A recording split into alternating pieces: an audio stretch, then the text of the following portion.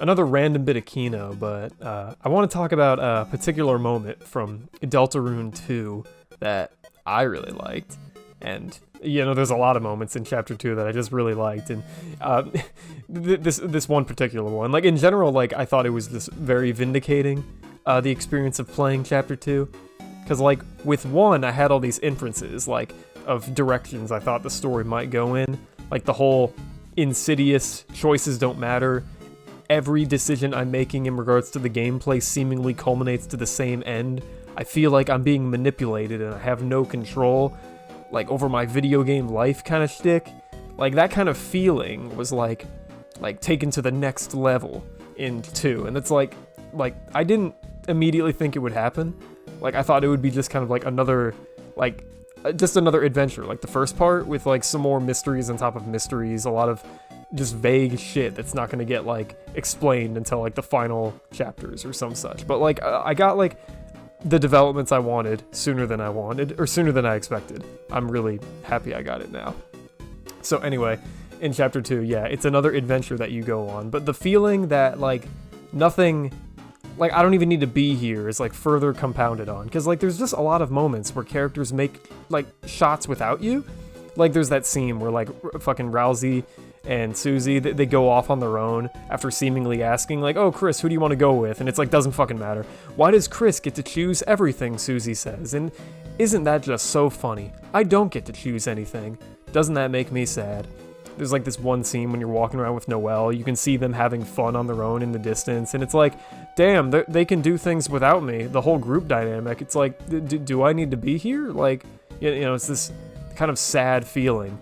Like, this loneliness in the big city that I really liked, amidst the fun adventure. Like, it was this typical fun Undertale-esque adventure, but in the back of all that, like, there was this, like, tinge of loneliness to it that I was really into.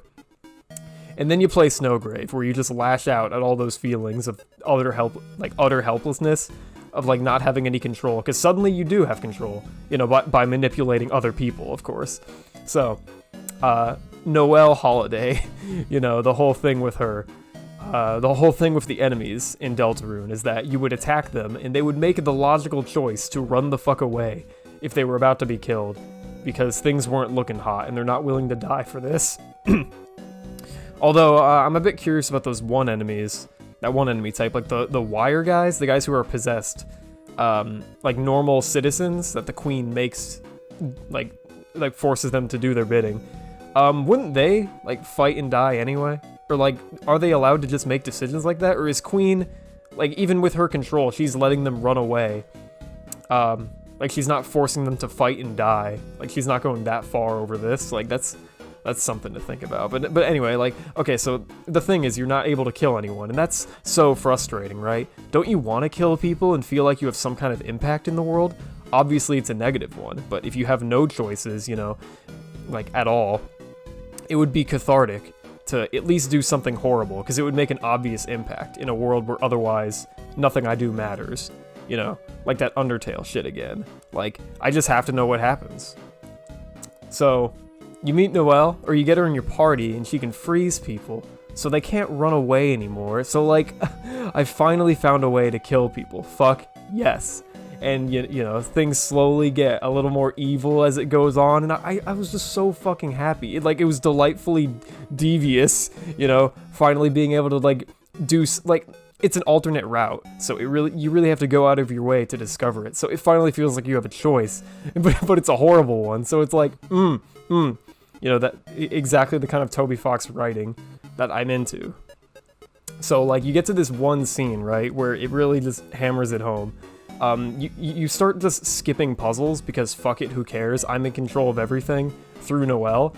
And that one puzzle where Birdley's normally there, he's not there because I guess we've been fucking around too long, killing people. I guess he got ahead of us already or some shit. So she freezes, like, the I Heart Mouse puzzle. And when the game cuts back, like, it's a normal thing in Deltarune that at the end of cutscenes, Chris will face forward towards the camera. It's just a normal thing. Like, the game has done it for a few dramatic moments in the past where it suddenly felt really cool, like in the elevator in Chapter 1 when, like, Susie joins the party for real, and that little piano ditty plays, and then Chris faces forward, and it's like, nice, back in control. or like, you know, the group is formed, and it was like it was a powerful moment. And similar Chris facing the camera, powerful moment. So like, the thing with Chris Deltarune is that I'm seemingly not him or them. Chris is they. Did I fuck up again and like misgender? Oops. Anyway, so the big thing with Chris is that they seemingly have a character of their own. They're not like the protag of Deltarune Undertale. I almost said like Deltarune 0 Undertale. Yeah, so like Frisk Undertale has like not much character going on. You know, you're very mostly supposed to just be able to project onto them, and they don't have any like secret backstory that you're not involved in. You know, it's like a Link thing. Although, you know, Link had a little backstory. But the point of that kind of character is to just, they don't have much going on. So, you know, they're just the vessel you use to interact with the world. And it's like with Chris, like we're getting more and more like interactions that allude to the fact that like Chris has like a mind of their own, and like they do things on their own, and like they think things that like I would never assume of them. And it's like, we're not one and the same. And then you start thinking like, wait, I'm like literally controlling them, telling them what to do? Am I the puppet master? Am I the strings? Like, but wait a minute, like I feel like I have no control playing the game. Am I only dissatisfied because I'm controlling a video game character? And instead of letting them just enjoy their life, I'm trying to like fuck around in it. And of course I'm not gonna have fun, it's not my life. Like fucking, it's this like rabbit hole of suddenly realizing I'm not Chris Deltarune, but like fuck it, I get to be evil and control this bastard and have fun in this like fictional world the only way I can. You know, the only choices I'm allowed to make, horrible ones. So like, in the I Heart Mouse scene, or whatever the fuck, when the cutscene ends and Noelle's like, oh, yo Chris, you ready to go kill some more fucking bastards? Let's be evil, homie. She doesn't actually say that. But the cutscene ends, and at this point, you're just like, totally like, probably, I was really happy. Like, I was fucking like chuckling like an evil bastard when you encounter Spamton and he tells you 5 left, and it's like, oh my god, it's just like Undertale. I can genocide everyone. I can do things that are unique to me. I'm not just playing the normal route. This is unique content I discovered. It was a choice, and I made it. Like, you know, it felt really good, even if we're being evil. But so Chris faces the camera like like they normally would at the end of cutscenes, and there's this fence in the way, right? And the fence, it's like positioned in such a way that like the shape, like overlaying, projecting over Chris's face, it makes it look like there's a smile.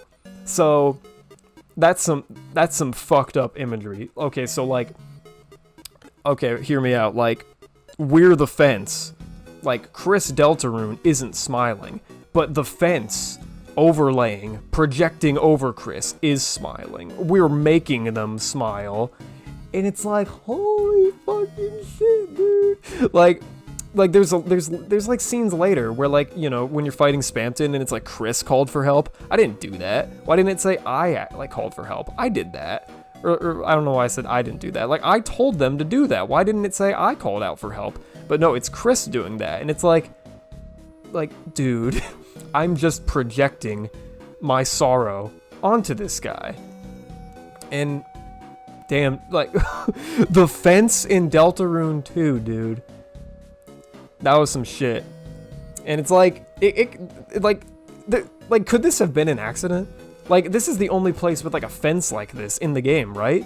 It's so perfectly the way it lines up, like the evil jingle, like, in the smile, like, if this was an accident, dude, like, holy fuck. Like, even Toby Fox's accidents are like filled with narrative fodder for me to think about for my whole life. Holy shit, dude. So yeah, the fence in Deltarune 2, Mad Kino, can't wait for more. Who do I get to kill next?